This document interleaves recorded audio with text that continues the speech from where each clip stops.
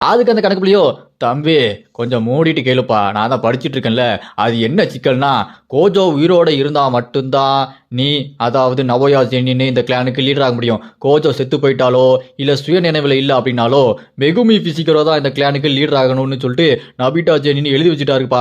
அதனால நவோயா ஜெனின்னு நீ இப்ப என்ன பண்ற நக்கு அப்படின்னு சொல்ல அதை கேட்டவன நவோயா ஜெனின் செம கடுப்பாயிருவான். கண்ணு நரம்பு வெடிக்க வெடிக்க செம வெறி ஆயிட்டு நான் கொஞ்சம் மென்டல் எப்ப என்ன பண்ணுவேன்னு எனக்கே தெரியாது.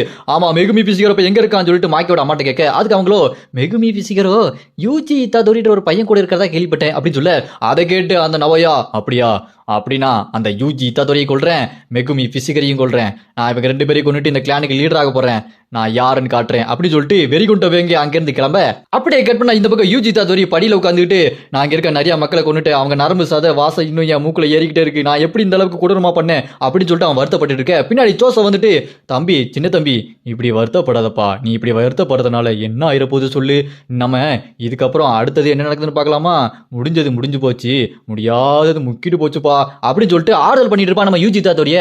அவனோட பிரதர்ஸை கொண்டதே நம்ம யூஜி இத்தாதோரி தான், அது கூட தெரியாம யாரா நீ சோக்கர் மாதிரி பண்ணிட்டு இருக்க மாதிரி பண்ணிட்டு இருப்பான். அந்த அளவுக்கு பாசம் நம்ம யூஜி இத்தாதோரி மேல. அப்புறம் நம்ம யூஜி ஜோசவும் மத்த மக்களையாச்சும் காப்பாத்தலன்னு சொல்லிட்டு அங்கிருந்து கிளம்புவாங்க.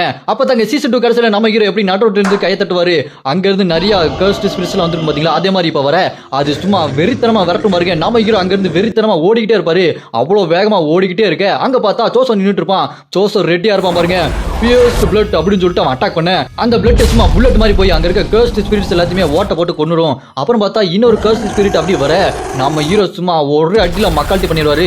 அதை பார்த்துட்டு ஜோசோ வாவ் சின்ன தம்பி நீ உண்மையாலையும் வேற லெவல், நீ இந்த அளவுக்கு பவர்ஃபுல்லா இருக்கியா சின்ன தம்பி, உன்னை நினைச்சா எனக்கு பெருமையா இருக்கு அப்படின்னு சொல்ல அதை கேட்டு யூஜியோ நீ என்னடா என்ன சின்ன தம்பிங்கிற, ஏன் இப்படி கூப்பிட்டு இருக்க அப்படின்னு சொல்ல அதை கேட்டு ஜோசோ என்ன சின்ன தம்பி நான் உன்னை முதல்ல அப்படிதான் கூப்பிட்டு இருப்பேன், உனக்கு ஞாபகம் இல்லையா உங்க அப்பாவோட தலையில தையல் இருக்குமே அப்படின்னு சொல்லிட்டு யூஜியோட பிளாஷ்பேக்கை சொல்ல பாக்க அப்பன்னு பார்த்து சிவ பூஜையில கரண்டி பூந்த மாதிரி அந்த நவோயா பயபுள்ள பிரிட்ஜ் மேல நின்று ஏ மெகுமி பிசிக்கரோ எங்கடா இருக்க அப்படி சொல்லிட்டு தேடிட்டு இருப்பானா.